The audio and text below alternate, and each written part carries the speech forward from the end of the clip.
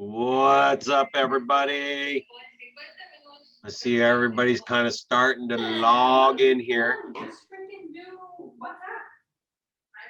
We all need to give some major kudos to Jason for keeping this thing rolling smoothly.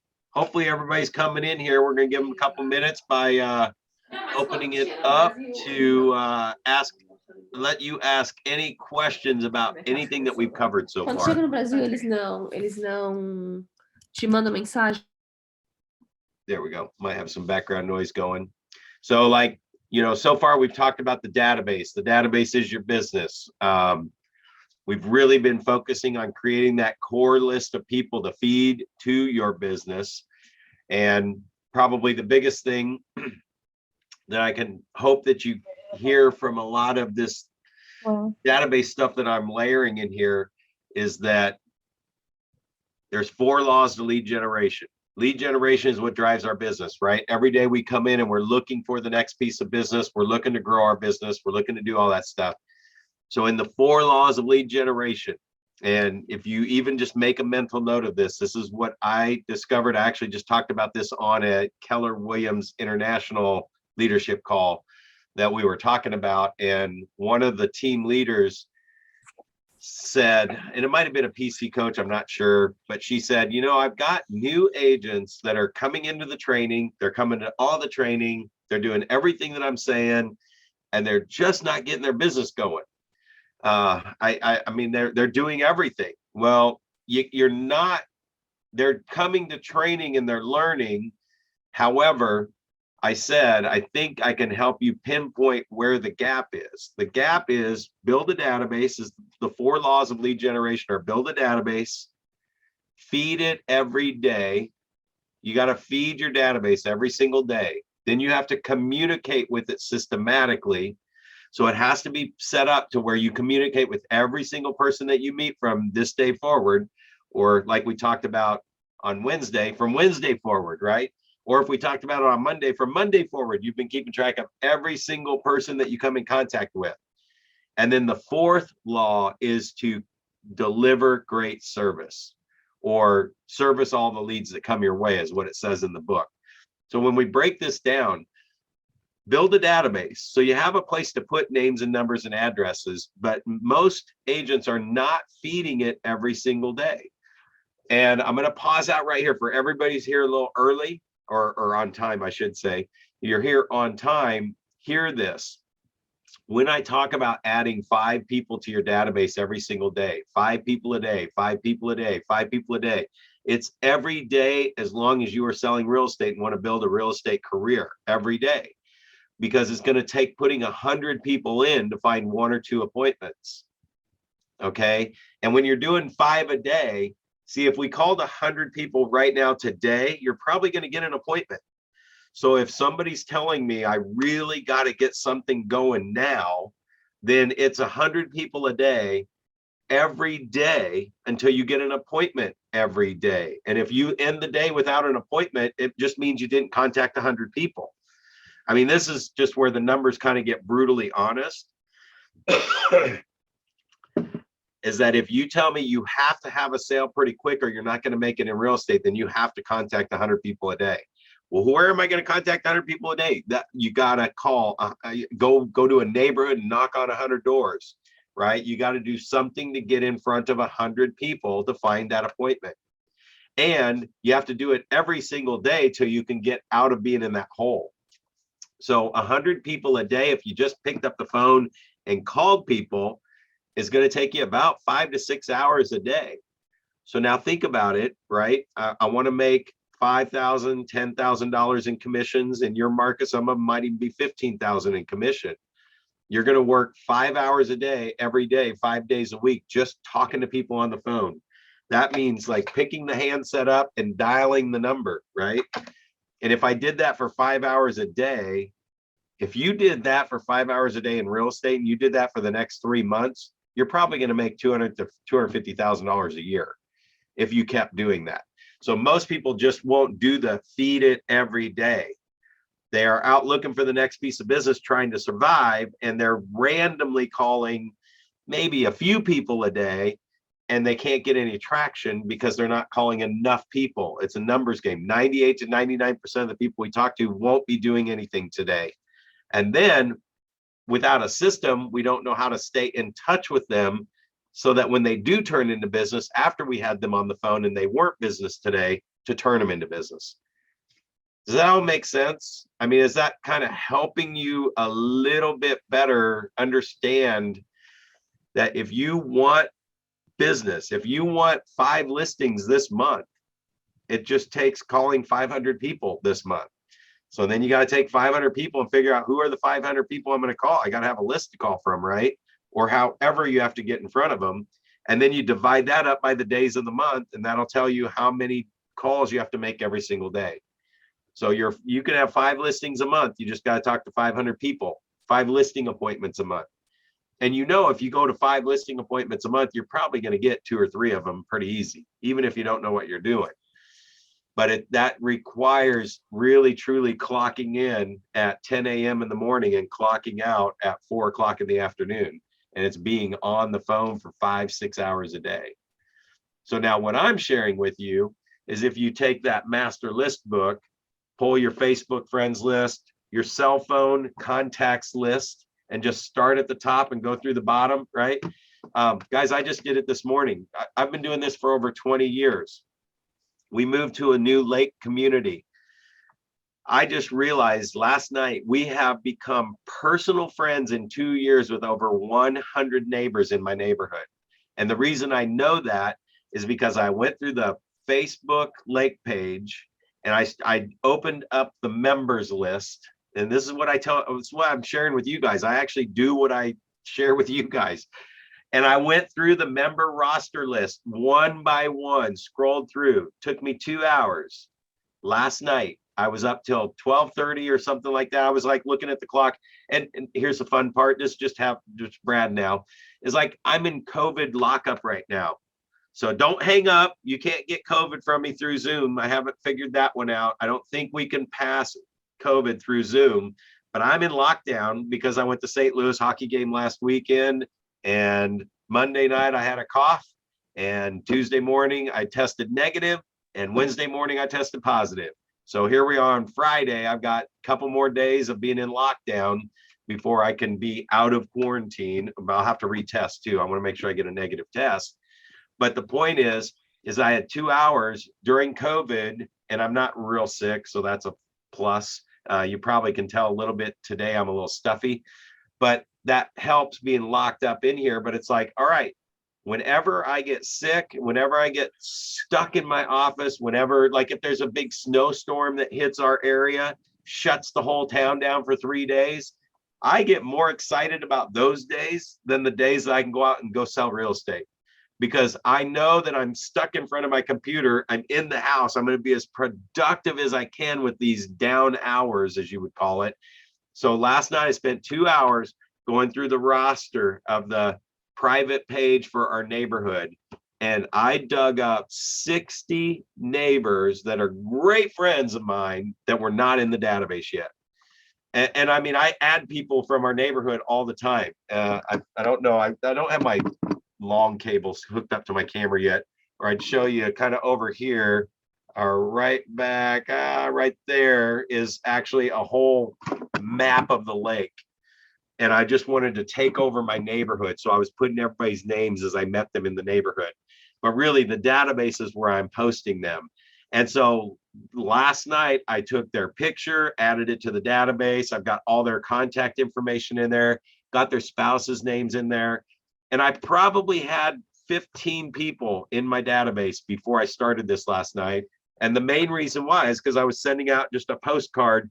I don't do a lot of stuff bulk, but I had a postcard. It's sitting in the other room because I put labels on them this morning of me looking like Cousin Eddie from Christmas Vacation standing in front of a camper in my yard. And we decked it out with lights. If you go to my Facebook page, you'll see it. But the whole neighborhood thought it was hilarious. So I made a postcard out of it because it was such a controversial subject in my neighborhood, only with the people that live right around me who started a little complaint, a little whine factor. And then everybody else in the neighborhood just lit them up and said, this is the funnest thing that's happened in this neighborhood at any Christmas time. So there's a camper sitting in my front yard with lights, Griswold style. And then I put a robe on and a hat like Cousin Eddie, if you know what Christmas Vacation is. So I took a picture of that and I turned it into a postcard, and I wanted to make sure all my friends that supported that got it. Well, as I was going through that, I'm like, geez, we are like best friends with over 100 people in the neighborhood. And I only had like about 15 of them in the database so far. So sitting down for an hour or 2 hours, if you're new in business and you're struggling with getting things going, I'm telling you, the master list is the way to go. And it's about feeding the database every day, communicating with it systematically, meaning 2 times in the first 8 weeks and an 8x8. And if you're kind of tuning in for the first time, I know I'm throwing you in the deep end of the pool. We're talking fast here. So I'm going to shut up in a second before we jump into the slides and make sure somebody doesn't have any questions. But pages 133 through 148 in this book, everybody at Keller Williams should have this book. It is the Bible of making $1 million selling real estate. If you just do this book, you will make $1 million in real estate. Now, well, you're going to have to start with one piece of the book and do it first. Then you're going to go to the next piece of the book and do it. And page 133 through 148 is truly like the one thing that you want to get in place from that book. And it will lead to everything else, whether you're on 7th level, whether it's hiring, whether it's holding your dollars accountable, putting the money in the right positions for marketing, how much do you spend on marketing, all that stuff. None of that stuff matters until you're feeding your database every day and staying in touch with it systematically, so that every 100 people you meet, you've got 100 deals coming out of that in the next 10 years. And the next 100 people you meet, you're going to get 100% capture rate. So this is about quadrupling your business from just starting out and doing it the traditional way of real estate. So again, for anybody who's just tuning in for maybe one of the first times on Ignite, we're having a mastery level conversation around the Ignite content. You've got the manual. We're on the powerful languages today, right? Spark number 3. If you don't have the manuals, you got a main website that you can go download all this stuff out of. And the manual and the material is there for you to download and look at before our class. We're going to have a mastery level conversation around the content in the book. See, I know I can't help you memorize the book, and I'm not going to teach you it all in a 1 hour session. But I know if we have a mastery level conversation around it, mastery level from an agent's perspective, that you can connect the dots and know the importance of the content that's in here, grab where you are in your business and what's important to you, and then go back in and really delve into it. So that's where you review your notes and review the book after the class today. And heck, really commit. And before you go to bed every night, just during these Ignite classes, pull the video up from the day before and watch it again. And just the more you hear this 3, 4, 5, and 6 times, it's going to start showing up. And I'm telling you guys, the biggest secret I can give you of all, the secret to success is feeding it every day and communicating with it systematically. You're picking up the phone and letting me hear your voice 3, 4 times a year, whether they're buying real estate or not. And 98% of the time, they're not going to be buying real estate. So just talk to them. And every time they connect your voice with real estate agent, when they do have a real estate question, they're going to pick up the phone and call you automatically. So it kind of makes the phone ring. So before I jump into the language results, the powerful language result or getting results, and that's really about using scripts and words. And remember, we're going to have a conversation around this at a mastery level of how you direct people to list now and not wait, how to buy now and not wait. We're going to talk about that kind of stuff today. But is there any questions about anything that you might be putting into place with the master list, with pulling people off your Facebook friends list, any of that kind of stuff? Does anybody have any questions or anything they hope to get out of today or based on previous classes?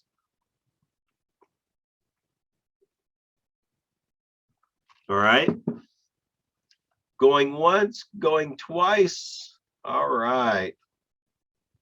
Well, from now on, then, just jump in. Actually, let me do this then. Kind of everybody either give me a thumbs up, you got the little thumbs up, or flash your mics, or just unmute and let me know, are you getting good? Are you really getting good stuff from this that you see how you can use it in your real estate business to profit from it? Or are we just kind of hearing stuff and just kind of absorbing? Are you guys getting good stuff out of the class? Yes. Yes? Go ahead. Yeah, okay, I just heard a yeah. Yeah, I'm just starting to read The Millionaire Real Estate Agent. So I just started that yesterday. I'm on like page 40. It Yeah. talks about like the models and remembering the three, listing, leverage, all that good stuff. Yeah, yeah, great. Well, and so during my little COVID stay here at home, I always call it my Aunt Rona's visiting for 5 days, and I can't make her leave for 5 days. So I use that as my excuse because I can't go hang out with my wife. So I've been watching The Matrix.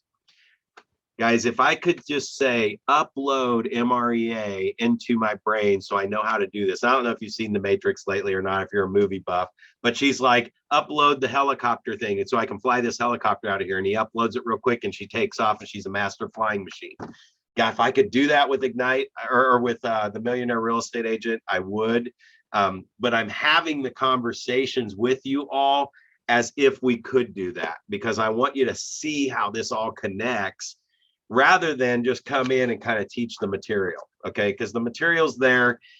You can read it and get it as much as you want, but I really feel like I help agents most by relating it to how you can really use the stuff, and then we'll figure out the scripts. And so today, in this topic, by the way, thank you all for sharing.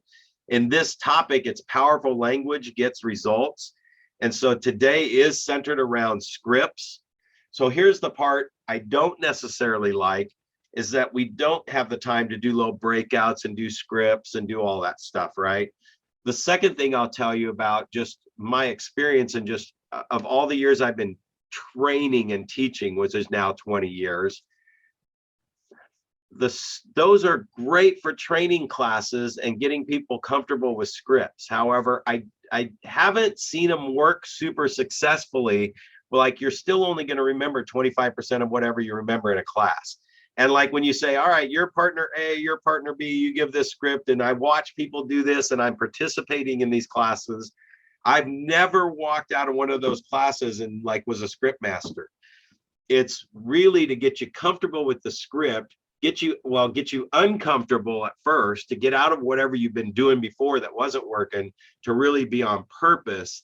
But it takes hours of saying the script over and over and over again. And it's almost like having a script book so that every appointment you go on from this day forward, in fact, this is the filter I want you to put on today. Think about this Ignite book. Every time you get a buyer's appointment or a listing appointment or anything, you're going to pull out this book and look for the scripts that you would use after you get done with the appointment, either before the appointment, if you have time, just to go back through some of the things that we talked about today and look at your notes, and then have a list of the actual scripts that you like or just hear of that you know you should be using. And every time you have those appointments and then you go into them, and in real world, you'll just start winging it. Even if you have the scripts in front of you, a lot of times you'll start winging it. And then when you get out of there, if you replay that whole conversation and pull out your scripts book, go, oh, I could have used that one. And then you just write that one like 5 or 6 times and go, I'm going to remember that one next time. That's how I got good at scripts, was repeating one script over and over and over again.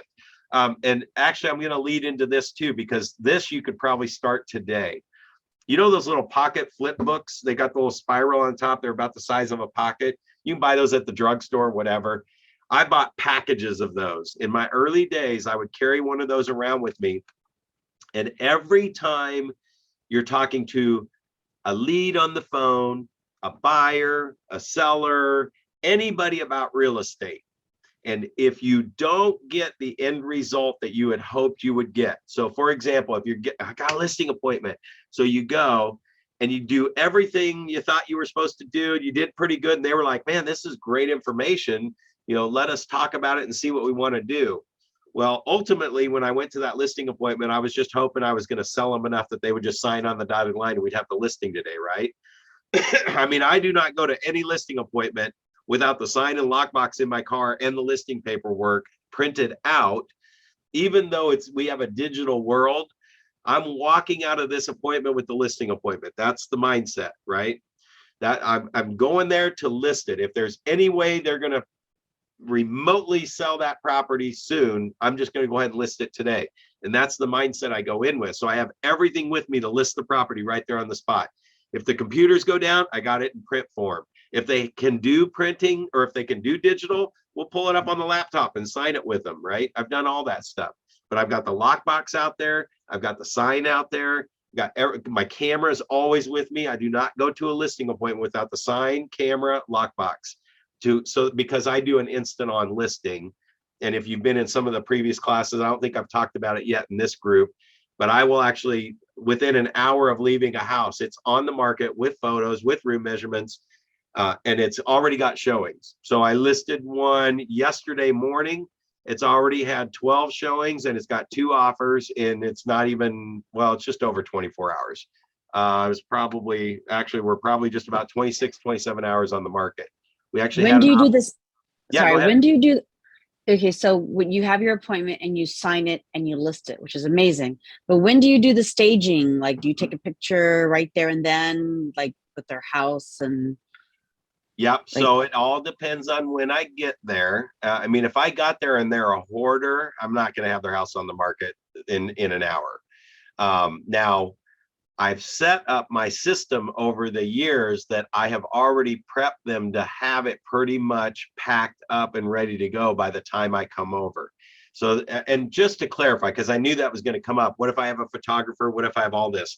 Well, so one of the things that we're going to be talking about in one of these sessions is your value proposition, or your pitch, or what makes you worth what you're charging, right? And one of the things that I come up with in that class, I say, what's the 3 things you can say that your competitors can't say? Guys, I can safely say that I may be one of the only, if very, very few realtors on the planet to say, I have every house on the market within an hour with all the marketing is done. And you're looking at the guy, right? And it's because I have figured out how to take the pictures well enough. I'm not going to win an award against a professional photographer, but I will win an award over 98% of the listings that are in MLS, right?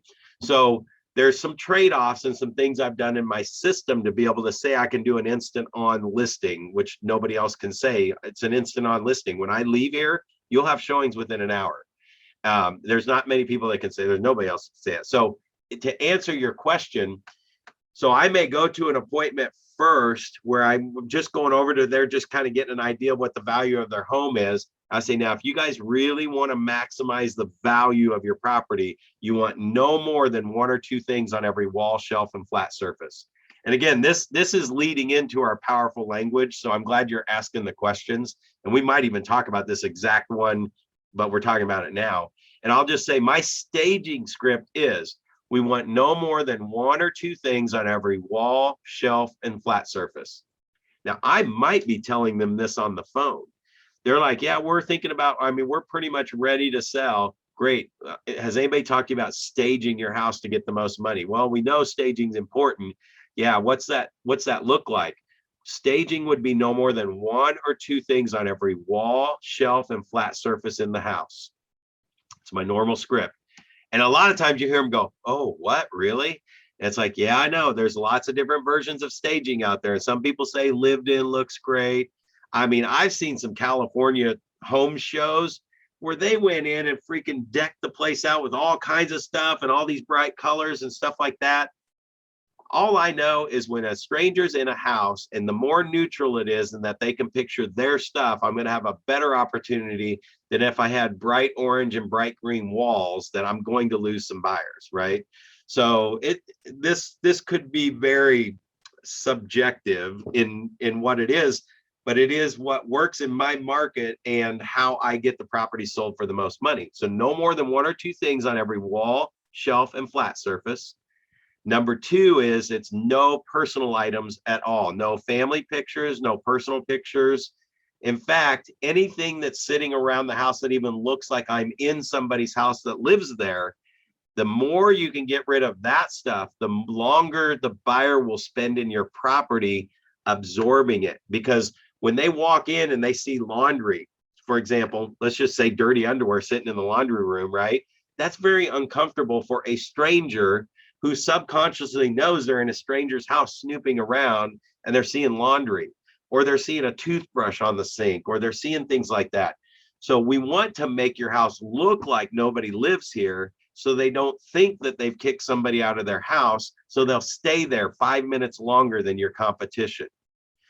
Now, everything I just said revolved around building my value proposition that no other real estate agent's going to share with them about how important it is to really truly have no more than 1 or 2 things on each wall, shelf, and flat surface.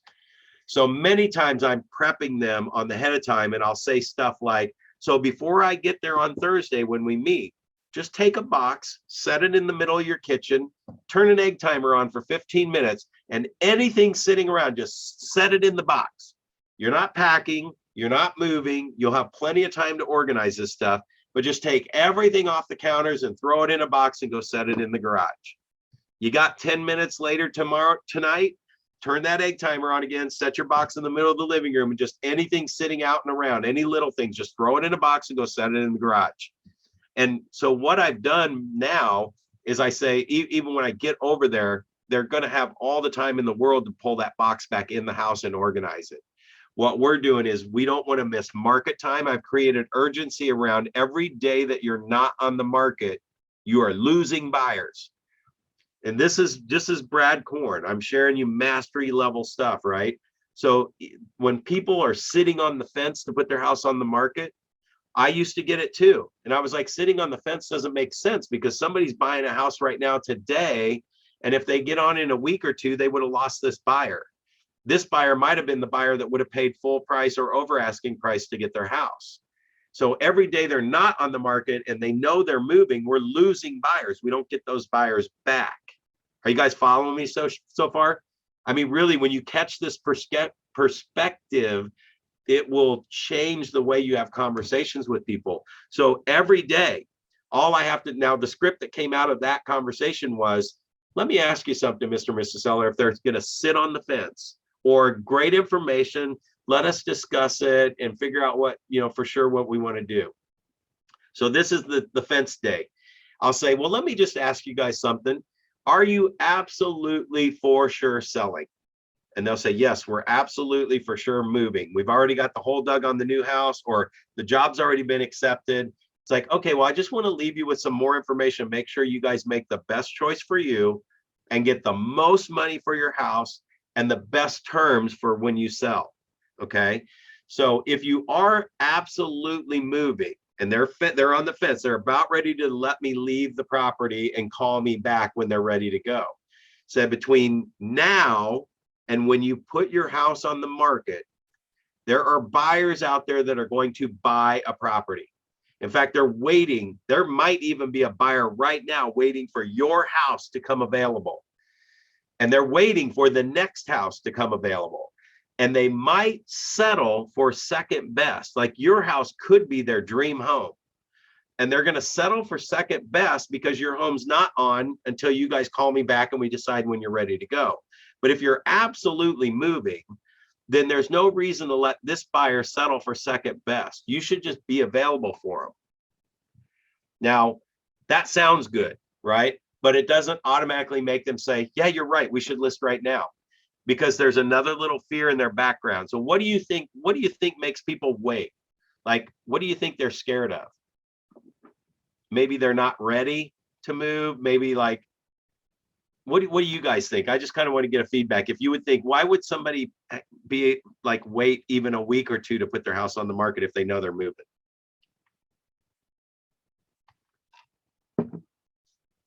I'll tell you what I figured out is that so this is what came into my script and what gets them to list the property almost every time I'm there, which is why I always bring the sign and lockbox. Say, if you're absolutely moving, there are buyers out there today that are going to buy something and they might settle for second best. Now, what I know is if I leave here tonight and we put that sign in the yard, because you are moving, you know you're moving. I put that sign in the yard tonight. I might show up. What if Brad shows up tomorrow with an offer on your house? And let's just say it's 10 or 20,000 under your asking price, and the buyer wants you to be out in a week. So I'm picking a very extreme example, and I'm going to grow into a more realistic one. But let's just say we put the sign in the yard. I show up tomorrow with an offer for $20,000 under your asking price, and they want you to move out in a week. What would you say to that? Because what they're concerned about is if they put that sign in the yard tonight, what if I brought them an offer tomorrow? I mean, we are not ready to move yet. What you and I know is they're 30 to 45 days from moving from any offer that would show up tomorrow. That's what this script is based on. And this is all about powerful language, right? So this is what that's about. And I say, so if they came in 20,000 under your asking price and asked you to be out in a week, I'm using an extreme example. I say, and I just stop and say, what would you guys say to that offer? Now, what do you guys know? Every single seller is going to say every single time if I said that. We wouldn't take it, right? It's like, there's no way we'd take that offer. We're not really ready, Brad. I was like, exactly, right? So let's just say they came in, they offered you your asking price, and they want you to be out in a week or two. What would you say there? And again, I just shut up and let them answer it. And sometimes they'll say, most of the time they'll say, I don't know that we could be ready to move out in a week. I mean, you can see they're still lived in. I'm at the listing appointment, right? So it's still very lived in. Great. So what if they paid you $20,000 more than your asking price, and they said they'd wait 2 or 3 weeks till you were ready to move out? What would you say to that offer? Right? Do you guys see what I'm setting up for the conversation? Or maybe you don't, but the conversation is leading around right up to, well, one of them will say, hell yeah, we'd take that offer. And the other one might be, honey, we probably need 45 days. And I just say, well, what if they'd wait until you found another house or were ready to move and they paid you your asking price or higher? Say, well, we take that offer all day long. So the point is, Mr. and Mrs. Seller, that I want you to really consider is that between now and when you put your house on the market, that buyer who might give you your terms, give you your price, wait till you get ready to move, and loves your house and is your dream home might be out there today. We don't know because you're not on the market. And if the other ones show up, you get to turn them down. So nobody said you have to be the one inconvenienced as a seller. So the way you stay in control as a seller is you get on the market earlier. You get on the market before you're ready to sell, because then you're going to turn down more offers. Now the reality. Are you referring? Oh. Yes, go ahead. No, go ahead. Are you referring to? It's interesting that you say that, because I was just thinking of this. Are you referring to going to a seller, well, a potential seller, right? Their house is not on the market because their home is really just exactly what your buyer's been looking for, and y'all can't find it.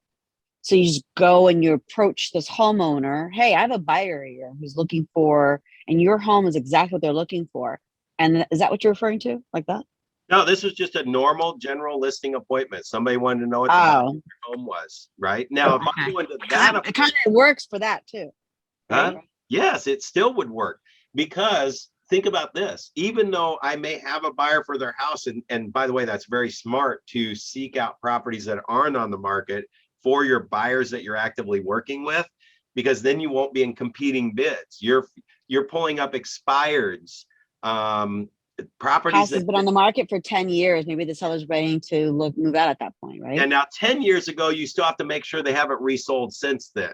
So if something expired, if something expired a year or two ago, they did want to sell at one point and it hasn't sold since, that means it's the same owners and they did want to sell at one point. So that's a good conversation to say, have a buyer. And actually what's really cool about this with your buyers, you can actually search for the actual perfect dream home and get probably a dozen properties that aren't on the market that have been on the market.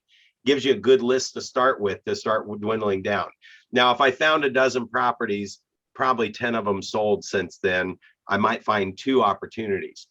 The chances that it's still the dream home for my buyer is slim to none, right? They're going to look at probably 5 to 10 properties before they buy one. Now, today's market, when there's a shortage of homes, even though we say a buyer might look at 5 to 10, they don't have the luxury of looking at 5 or 10. So they have to give up some things they want in a house and buy the second one they see. So that there's a difference here in those 2 different types of markets. But I'm not again, referring to expired. Sorry, I wasn't referring to expired. I was referring to literally just going to door a to house door. that's not on the market. Yep. Well, no, look in MNJ, look in the data in MLS, looking at based on the houses. Can you do that? Like based on the description of what your client's looking for, and then look into status and click on when was the last time it was sold. But it only goes back 2 years, or can you go back further? You can go back as far as you want, but the farther you go back, the chances are they've moved since then, because everybody moves every 5 to 7 years. Well, no, So- you look at the tax records to see if they sold the property, right? If it's the same owner from like 2009 or 2000, then the likelihood of them willing to, if there's a buyer already right there, the way you described it, which is great. Oh yeah, right? yeah, you're all right, but you're going to have a very small percentage of sellers that have stayed in their house for 10 years.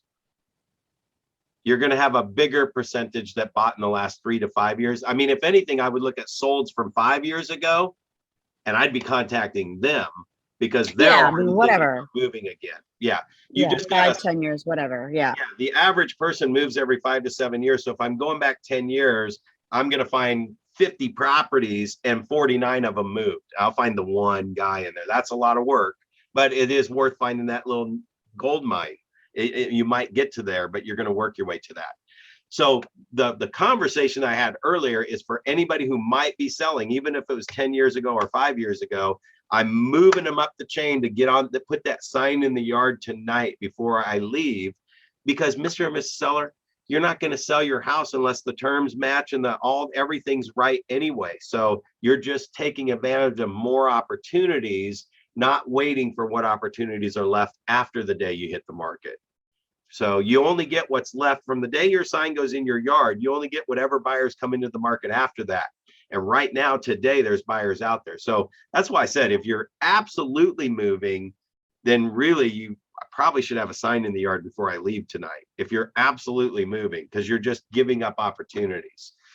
So anyway, that the power of the language around that is to have a conversation just like that. See, and we talk a lot about scripts, and scripts are even a little heavier today.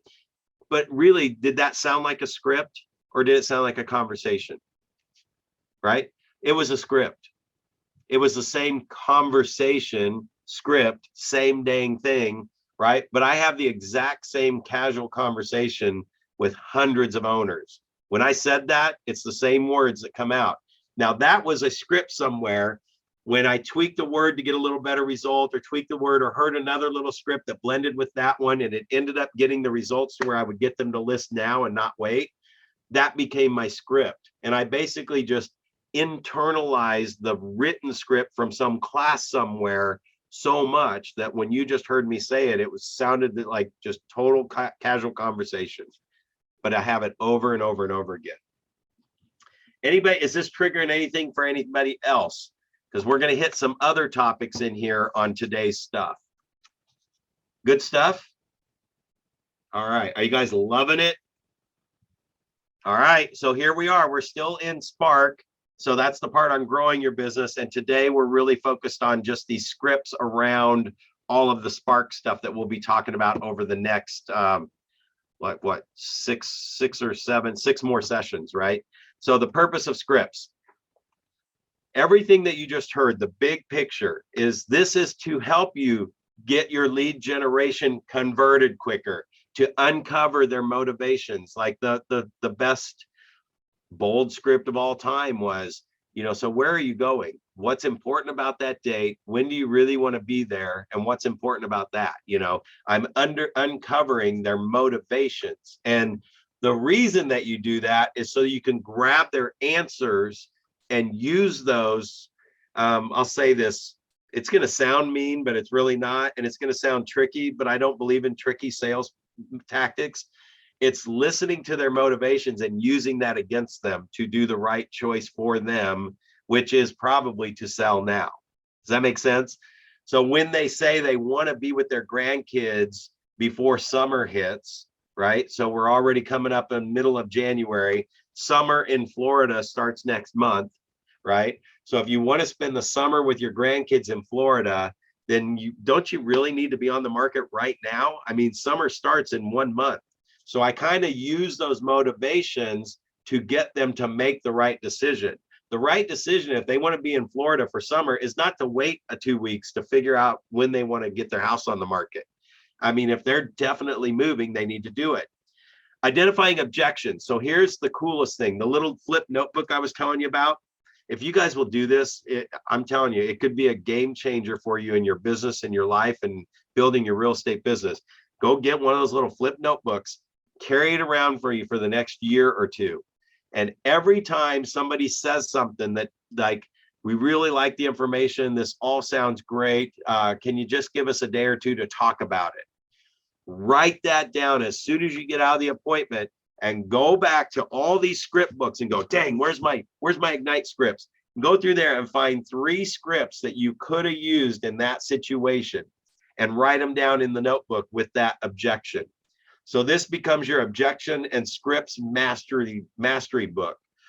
And what I'm looking for is 3 scripts that I would have and could have used, so that next time that situation comes up, and if you forgot you had your book and you were doing a book, you open up your book and go, oh shoot, that happened to me 6 months ago. There's my 3 scripts I would have used that one. The next time it happens, it won't happen again, right? You're going to use these scripts to close deals more. It's really to get people to the finish line faster. The best way I can describe it is, I should have my little whiteboard. Oh, I thought I had my little whiteboard sitting. Oh yeah, there it is. Woohoo! This will be much easier to show you on. All right, so on my whiteboard here, I've got, this is the line. This is where they are today, and this is when they sell their house. The scripts and stuff keep them from all the distractions that will take them from, well, we got to get our house perfectly staged. We got to fix a couple of things. We got to do this. We got to do that. So there are things like, let me go back here to fixing a couple things. There's some things we need to fix around the house. You guys have a shortage of homes in your market right now, right? A way shortage of homes, right? Do you realize that they don't have to fix everything anymore? There is nothing else for them to compete with. If we're in a market where there's 10 houses on the market, they probably have to fix more stuff. But right now, they can get away with not fixing hardly anything because there's just nothing else for the buyers to look at. So again, there's like a whole combination of stuff that goes around this conversation. But those scripts, what they will actually do, and that's why I didn't finish showing you the picture here. The scripts allow you to use a script to pull them more online and make their decisions quicker, which is going to get them to the finish line faster. They're still going to have distractions. Distractions are called objections. And when you keep track of the objections and you find the right script to pull them back on track, you're actually helping them accomplish the goal that they really wanted to accomplish. And at the end of the day, where you and I could say, man, I was really pushy through that whole thing, they're going to say, man, we are so glad we chose you to help us. You got us here when we needed to be here, right? There are other people, it's called expired listings and withdrawns and canceled, where those agents didn't use scripts to get them to the finish line, didn't use the right scripts and didn't use the right stuff to get them to price the house right, to stage the house right. I mean, you definitely can't just live in your house today if you're a hoarder. I mean, it's going to cost you $20,000 in value, right? So one of the examples of the house that I just told you about that I listed yesterday, instant on, what we got 10 or 12 showings through tomorrow. We got 2 offers. The one thing that she did, we did this on a phone call months ago. I said, the one thing you'll want to do when you're getting the house ready is to have it as empty and plain as possible, almost like nobody lives there, right? So she spent $2,000. She inherited a property, spent $2,000 to get a guy to come in with a dumpster and empty all the hoarder stuff out of the house. By her emptying that stuff out of the house, it made her an extra $15,000, because this market would have tore her up with mounds of stuff around the house, with as much stuff that needs to be done in the house. Now, this is a mid-project house. There's some rooms that are complete studded, like the sheetrock's ripped out and gone. There's a shower pan in the middle of a master bedroom. I don't know what the guy, she has no idea what her uncle was doing with that one. right? He was doing some weird stuff in this house. Because we removed all the trash, the two really, really weird things are just weird things that any of these investors that buy this house are just going to take them out, cover up the hole, and move on. But if it had been in there with all the junk, they would have totally tore her up.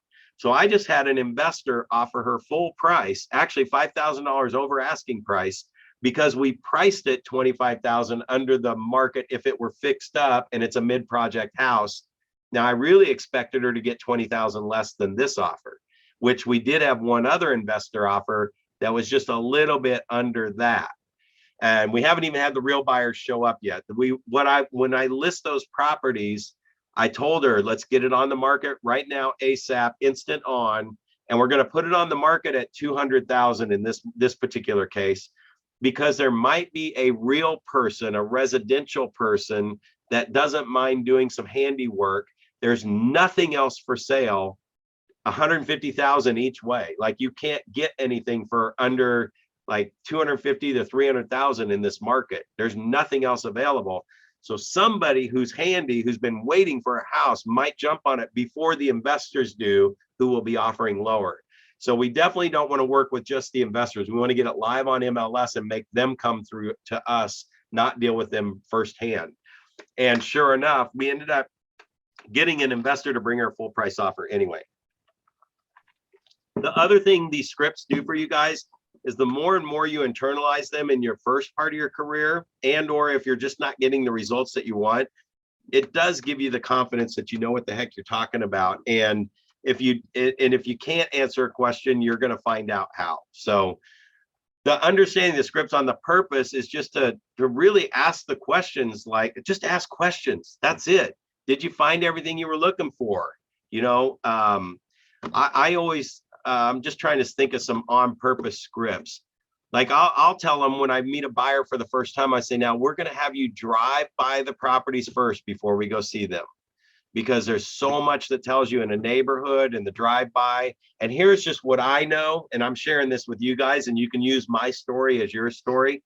In 30 years of selling real estate, if I gave you 10 properties that you wanted to see, you wouldn't even want to look at 8 of them by the time you drove by them, because of either what's next door, what it backs up to, what it's not close to, that kind of stuff.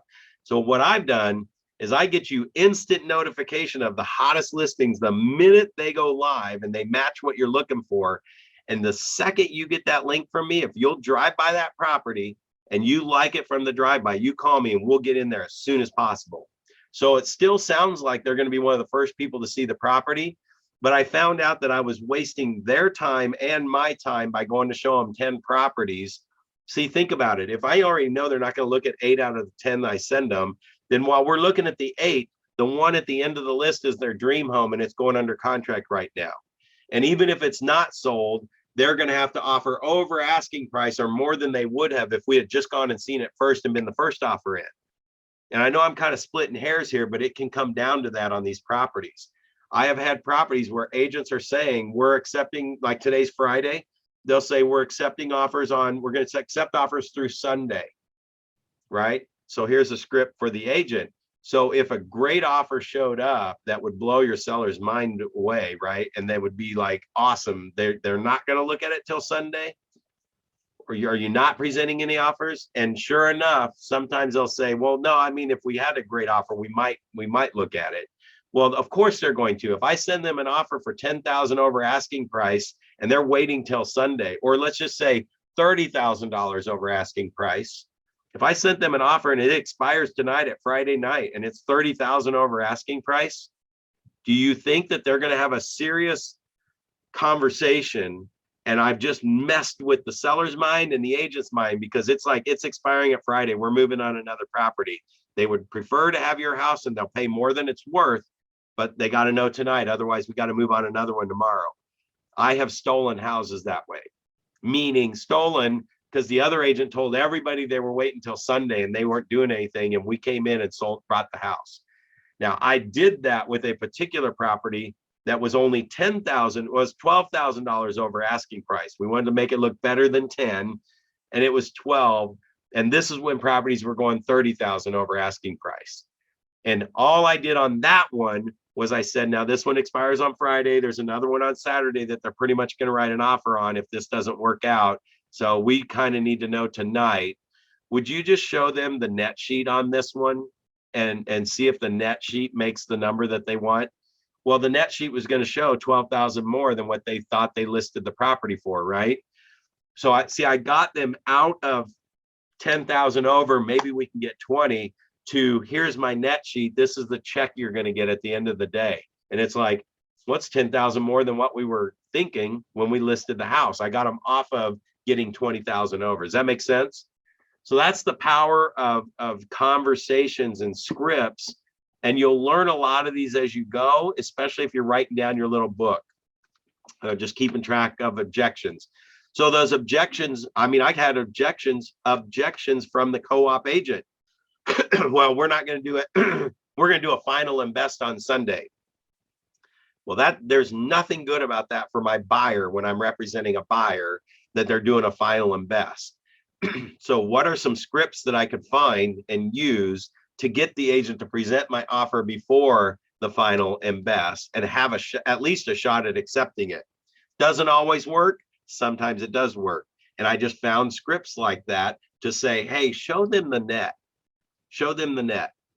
So the benefits of using scripts are really, truly, it does build your confidence. Most people, when they're newer in real estate, scripts feel uncomfortable because you don't know all the terminology, you don't know all the different things. So scripts will give you a little bit more confidence. And as you use them more, you'll internalize them more. The biggest thing is it keeps everybody focused on the right thing at the right moment to move them through the process and ultimately get the ultimate result that they want, which is either an offer accepted or getting a full price offer on their house, right? So would that investor have written a full price offer a week from now if we had taken a couple weeks to finish some stuff up in the house, or if I would have told her, you really need to put the sheetrock back in and finish these bathrooms. The bathrooms have no sinks in them, right? And one of the bathrooms only has a shower base. So it's like mid-project, but I played that up in the description that, hey, this is mid-project. Do not bring anybody that's not about ready to do some work. And the price is already reflecting the work that needs to be done in the property. So we're not getting lowball offers after the fact, right? So I put all that into the description based on me and the seller talking about that. So that role model, memorizing scripts, all that stuff, guys, the best thing you can do, again, is take a screenshot or write down the names of the people that are actually here in Ignite. You guys all have a roster, find each other, make a phone call, do something, and say, hey, how did that scripts class go for you today? Are you really somebody that likes to script, role play and scripts? There are a handful of people that I think really do script play, role play, all that stuff. For the most part, most training classes, 80 to 90% of the people never follow up with each other and never do anything. So it's like, as a trainer, what I think of, what's going to get us to do the script? And so I would challenge you all to go through your books. In your handouts, there's script books in the support material. There's actual script books for the element section, and there's a script book for the spark section. I'm getting my tongue twisted. Print off the script books. It's going to probably be about 100, 150 pages, and start looking through the scripts and find 3 or 4 scripts that you could see yourself using or that you could have used in the past.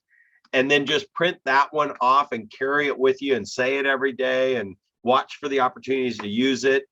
You might find a script right now on how to convert leads, to get them to stay on the phone and give you their address and phone number. Find a few of those and use those on converting your scripts better, right? But it's going to take practice, and definitely not going to pull that off in an hour. If there was a way to just put the chip in your brain, I would do it. But it is about memorizing, reading, memorizing, playing it out, and then memorizing it, and over and over and over. Repetition, repetition, repetition. So that they show, and this is kind of how I did it too. It's read, repeat, read, and then say. So you say it the first time while you're reading it. You say it the second time, trying not to look at the script to say it. And then the third time, you just say it as best you can without looking at it. And that's when you find, though, a script that you can really relate with. Where I find if we just have scripts and we just keep going through scripts in a class, an all-day class, I mean, if it doesn't mean anything to you, you're not going to really memorize anything. So find a script that you could have used in a situation where you didn't get the result that you wanted. Meaning they didn't say, we're ready to write a contract right now. So if you showed a buyer a house and you thought they were going to write a contract and they didn't, go find some scripts in those script books. If you can't find them, you reach out to me. I'm going to put my phone number and text message in here again. I am sharing my screen with you guys, I hope. Let me see here. Who can share? All right. I don't know if I was sharing my screen with you the whole time, but I think you guys have been following through with the books. So I apologize for that. There wasn't anything major today. We've been talking about scripts. So no major graphics you've missed on anything. Other than, I guess I will go back and show you this one. This is where I was talking about repeat the script while you're reading it. Read it again, and then you say it looking at the piece of paper, then you say it again without looking at the piece of paper, and move forward. That's about the only thing we've really had graphic wise today. But let me find, what am I looking at? What was, the chat. If you can't find that script book, it's you can email me, cornteamkc@gmail.com, or my cell phone is 816-215-3214. You guys know you can call me for real. Like, I'm just a real guy in a real town, and I answer real calls and real questions. So you guys are investing in Ignite, and I want to make sure that this stuff works for you. So it's available for you here. Okay. All right. So find that script book. It's intense. The one for the Spark and the one for Elements has some great scripts in it. So what you do is, if you guys do connect with people, part one is you pick a script, pick a partner, practice, and then you do it again. If you can do this on with somebody else, you're going to get a lot more out of the scripts. Just make a commitment to each other that you're actually really going to do it.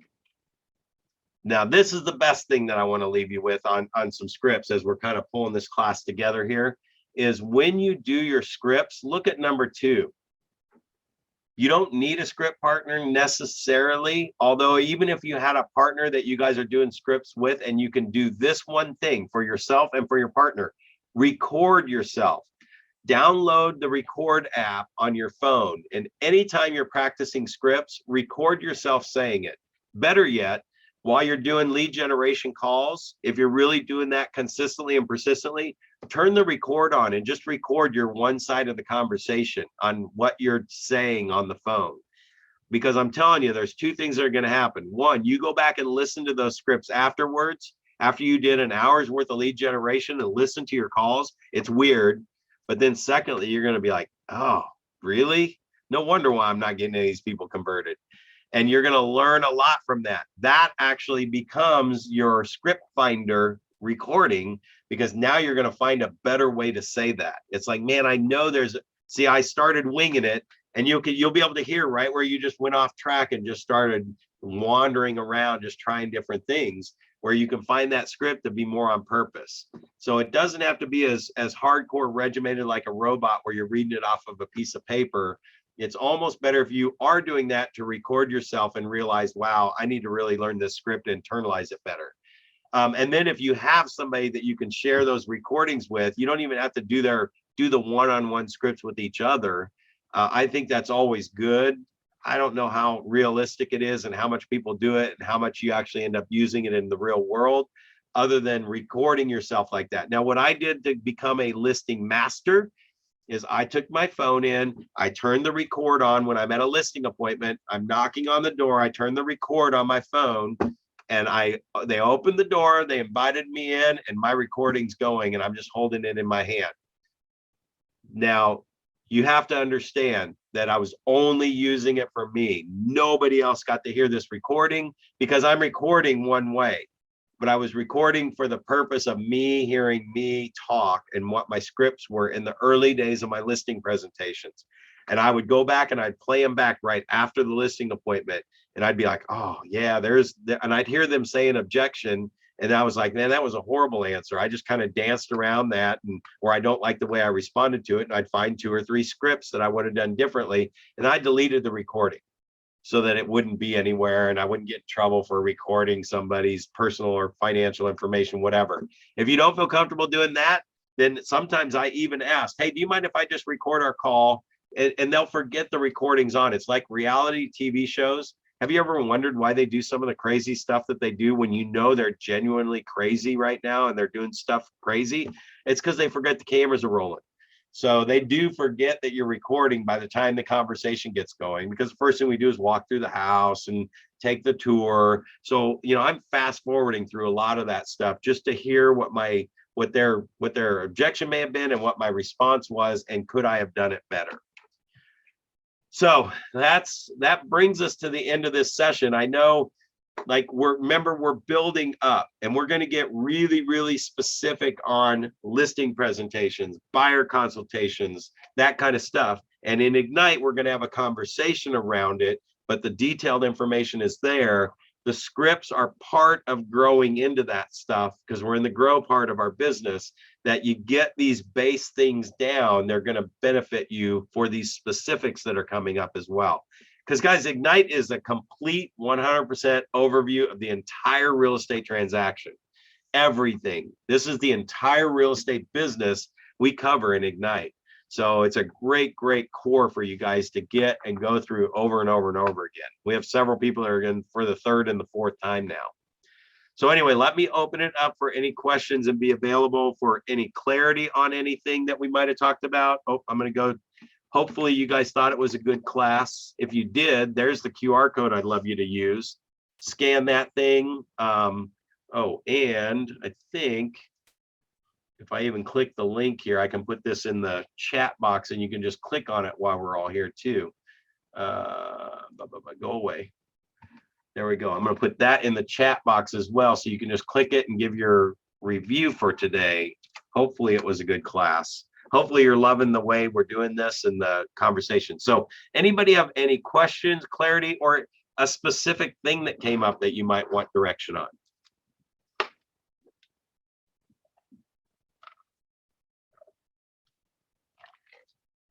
All right. I have no question, but thank you very much, Brad. You bet. You bet. I loved your attention through the whole class. It looked like you were really, really soaking it in. Yeah, and I was typing at the same time things that you mentioned that I didn't know. So I was like on my second screen, but thank you very much, because it's really, really helpful. I'm just starting out my real estate journey. So Awesome. Thank you. Yeah. Great, great. Well, congratulations for being here. That's a great way to start it. Thank you.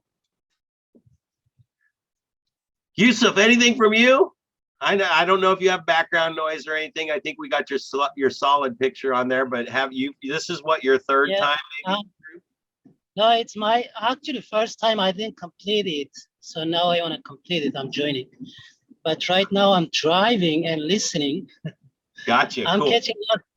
I'm catching lots of things that when you talk that are really beneficial. So I'm trying to, get the stuff. Yeah, I'm glad you actually unmuted and shared. So you can put your hands back on the wheel. We want you to be safe. Guys, seriously, when I say we're having a mastery conversation around this stuff, it's like I just want to trigger something that you're like, all right, I really do need to open up the manual and read that one part, or like, now I'm really curious. I want to find that script book and see what some of those scripts are. Because in an hour, I mean, I could share a whole bunch of scripts with you and we'd all kind of just have a whole bunch of scripts and we'd forget most of them. What I'm hoping that I'm doing is I'm triggering something that you're just like getting excited about it. And it's like, man, if I'm going to make this commitment and Ignite, I'm going to be all in. And it might be an hour or 2 a day, every day for the next 2 months that you're just absorbing into and going along with the content. And you're still kind of doing everything else. You still got to grow your business and do all that other stuff. But the more you dig into it, the more you're going to see where you could actually use this stuff. So thank you very much. All right. Anybody else on anything else before we check out for the day. All right, everybody, have a great weekend. Thank you. You betcha. Thank you guys for being here. you. I probably have just as much fun hanging out with you guys as hopefully you do with me. All right. Me Well, too. everybody Thank have a you. great weekend. Great weekend, You everyone. too. Thank you very much.